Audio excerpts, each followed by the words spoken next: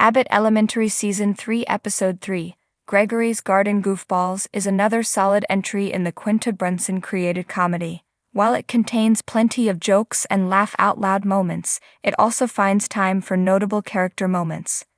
This outing, directed by Justin Tan, puts these beloved characters in new and exciting situations while staying true to their core personalities. After the supersized, two-part season opener, this episode of Abbott Elementary packs a lot into its lean, 22-minute runtime. Janine's career has shifted, understandably affecting her and her Abbott colleagues. Fortunately, we get to see more of her new work environment, which gives us a change of scenery. Even though it's great to spend so much time on the school grounds, it's also exciting to see characters existing in other environments. According to Janine, her new fellowship with the school district is going great. However, knowing her tendency to avoid discussing any problems/issues, it's easy to guess that she's not necessarily telling the truth. To be sure, we see her ideas quickly approved and people taking her opinions seriously, which makes her happy. It's a breath of fresh air for Janine and us to see her in the type of environment in which people are interested in what she has to say. It's no surprise that Janine, who tries to remain positive and determined, perseveres in the face of numerous obstacles while getting an ASL interpreter for a student in Jacob's class. Brunson is adept at depicting Janine's increasingly frustrated, yet still mostly cheery, emotions as she struggles to get things done. By this point on Abbott Elementary, we know the character well enough to expect this behavior from her. We also spend time with other core characters, such as Melissa, whose emotional storyline on Abbott Elementary Season 3 Episodes 1 and 2, Career Day Part 1/Career Day Part 2, gave actress Lisa Ann Walter plenty of interesting moments to work with. However, she's mostly relegated to funny side bits during this third outing. For example, Melissa makes a dig at Janine, which seems out of place and unnecessary. Most of the show's zingers land, but this is the rare example of one that doesn't. Of course, Janelle James nails Ava's typically snarky comments towards others, but Ava also shows remarkable growth when she not so obviously encourages Janine not to give up on finding the interpreter. As we've seen throughout Abbott Elementary, these characters continue to grow and learn more about themselves.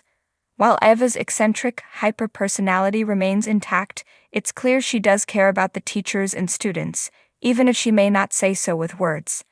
Another plot involving Gregory and the boys in his class who spend lunchtime in his classroom gives Tyler James Williams plenty of goofy moments and expectedly great side eyes.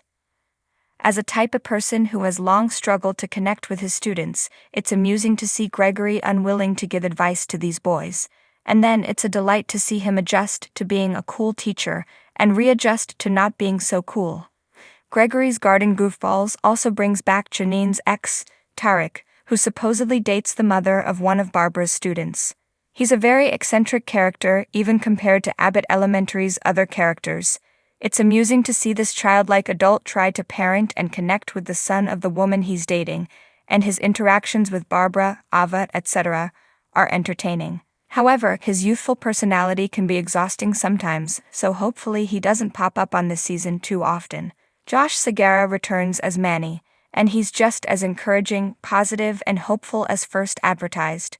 And while Ava's pep talk gets Janine to think, Manny's pick-me-up works much better on her. It's still hard to know whether or not Manny is truly as good-intentioned as he appears, or if he has some sort of ulterior motive.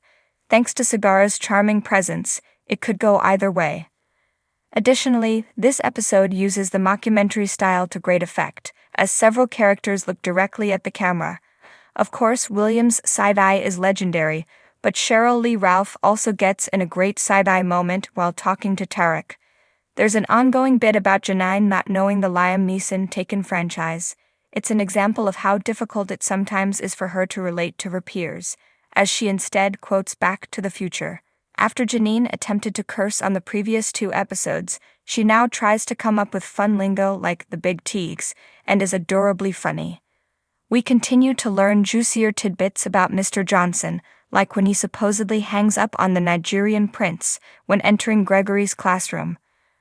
Another recurring joke is that Janine is supposedly a mole for Ava at the school district, and it's fun to see people like Jacob believe that it fits his personality.